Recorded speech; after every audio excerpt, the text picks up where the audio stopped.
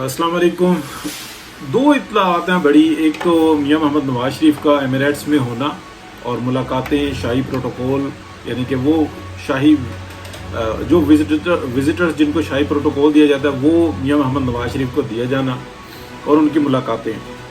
और दूसरी जो बड़ी खबर है इस वक्त में जो मीडिया पर आई हुई है, ISPR की जो आप कह लें कि पूरा एक प्रेस ब्रीफिंग ही दी है कि कितने अफसरान को किन वजूहात की बिना पे सजाएं मिली। लेकिन मैं ये समझ रहा हूँ कि उसके ऊपर अभी तबसरा करना कबल अज़ वक्त है। हाँ, ये बात बताया है कि वाकई में कुछ हो रहा था, अफसरान के नाम नहीं आए, सजाएं नहीं आई, बस ये बता दिया गया कि जो टॉप कमान है उसको नौकरियों से बरतरफ कर दिया गया। बहरहाल कल या परसों तक जो उनसे ना बुनियादी तौर पे वो मालूमात सामने आएंगी जिन पे हम तबसरा कर सकते हैं। अभी काफ़ी सारी चीज़ें जो उनसी है ना क्लियर नहीं है।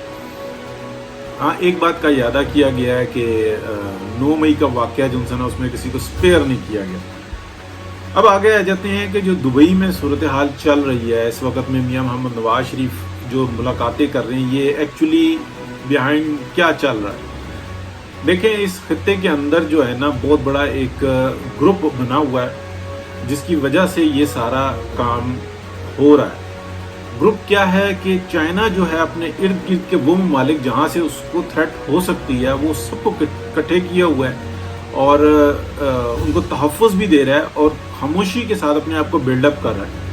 हर शख्स ये बात जानता है कि फ्यूचर का जो सुपर पावर है वो चाइना, और चाइना के जो नेबर में है जो सबसे बड़ी एक वक्त तक चाइना के लिए थ्रेट था वो था इंडिया, और इंडिया के लिए जो सबसे बड़ी थ्रेट थी वो एक पाकिस्तान की ताकत थी। तो ये जो तीनों हैं इन सबको ये इस बात का अंदाज़ा हो गया है कि जिस तरीके से पूरी दुनिया में एक कह लें कि फितना जो है वो पूरी दुनिया को खाता जा रहा है, ये वही फितना है जो वर्ल्ड वार 1 में और वर्ल्ड वार 2 में हमें नज़र आया। यानी कि ताकत का जो बैलेंस है उसका ख़राब हो जाना, मईशत का बैलेंस ही ताकत का बैलेंस होता है। यही कहानियां थी कि खास मार्केटें बन गई और बाकी पूरी दुनिया मफलूज होकर रह गई। इस वक्त में भी ऐसा ही हो रहा है। यूक्रेन की जंग के बाद यकसर पूरी दुनिया की जो एस्टेब्लिशमेंट है उसको ये सोच पड़ गई कि हमारा सरवाइव क्या होगा। यूरोपियंस को इस बात का अंदाजा हुआ कि इसका जो सारा प्रेशर है यूक्रेन की जंग का वो हमारे ऊपर आ गया।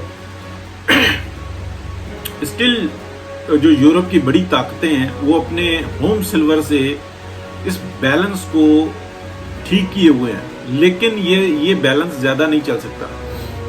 रशियंस जो हैं इसके अंदर इफेक्टिव नज़र आते हैं, लेकिन दूसरी तरफ से बेनिफिट्स भी उन्होंने लिए हैं। और जो इंटरनली जो सूरत हाल चल रही है, जो न्यूज़ आ रही हैं वो भी बड़ी अजीब व गरीब किस्म की हैं, यानी कि उसके ऊपर हमें बात नहीं करनी चाहिए क्योंकि मसला हमारा नहीं है।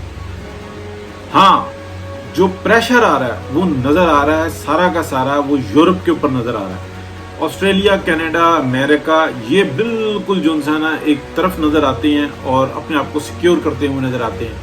माँ सिवाय इन 2-3 बड़ी मार्केटों में, यानी कि जो फर्स्ट वर्ल्ड आ जाता है, ऑस्ट्रेलिया, अमेरिका और कनाडा। अमेरिका कनाडा एक कर लें, लेकिन इनके ऊपर जो प्रेशर नज़र आया वो सिर्फ आप कह लें एनर्जी सेक्टर में नज़र आया कि जो उनको ऑयल और गैस की बाइंग से थी, इसके अलावा कोई इफेक्ट नहीं नजर आया। जबकि जो यूरोपियंस हैं वो किसी और तरीके से इफेक्ट हो गए हैं, वो कई यानी कि तरीकों से इफेक्ट हो गए हैं। उनके टैक्सेस का निज़ाम, उसकी सहूलियात, उनके रसद और उनकी जो एनर्जी की सप्लाई थी वो ख़राब हुई है।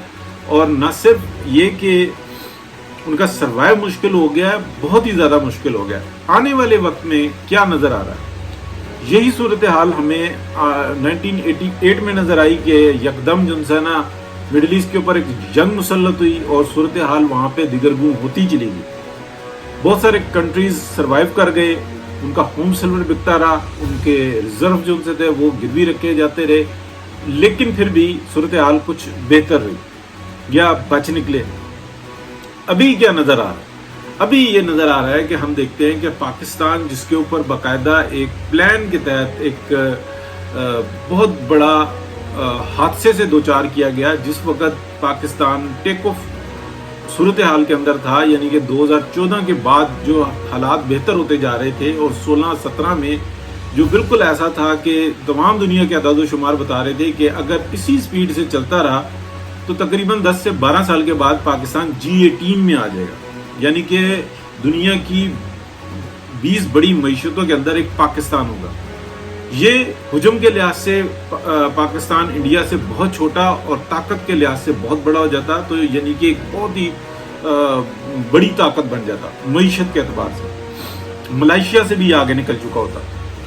इस सूरत हाल को देखते हुए यहाँ पर जो साजिशें हुई उसके अंदर जो तब्दीलियाँ हुई वो हम सब के सामने हैं, हमें उसको दोहराने की ज़रूरत नहीं कि किस तरह से एक डॉक्ट्राइन आई और उसने पूरे निज़ाम को तलपट करके रख दिया। और आगे ऊपर एक और मसला ये हुआ कि यूक्रेन की जंग शुरू हो गई। तो ये सारी चीज़ें देखते हुए इस वक्त में दुबई में जो मीटिंग हो रही है जिसमें मियाँ मोहम्मद नवाज शरीफ हमें लीड करते नज़र आ रहे हैं, तो वो क्या है, पसे पर्दा वो उस ग्रुप की लीड लेते हुए नजर आ रहे हैं जो चाइना ने बनाया हुआ इस खत्ते के, कि किसी भी तरीके से टर्किश जो कि अब बहुत बड़ा स्टेप लेने वाले हैं, जो कि यूरोप के अंदर रहते हुए, यानी कि यूरोप की एक साइड है जिसको यूरोप एक्सेप्ट नहीं करता, एशिया की एक साइड है जिसको एशिया जिस पे फख्र करता है, लेकिन टेक्नोलॉजी के लिहाज से तुर्की इस वक्त किसी भी यूरोपियन ताकत से कम नहीं है।